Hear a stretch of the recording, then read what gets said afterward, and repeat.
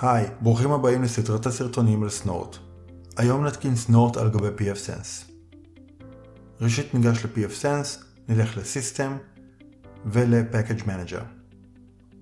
תחת available packages נקליד בחיפוש סנורט, נלחץ על search ונקבל את הפאקג' של סנורט, נלחץ על install ו-confirm. ההתקנה תיקח כ-30 שניות ומיד לאחר מכן נראה שסנורט הותקן בהצלחה. תודה, נתראה בסרטון הבא. Hey, if you like this video, please subscribe to the channel and hit the like button for this video. Also hit the bell icon so you can get notifications about our new videos just as they come out.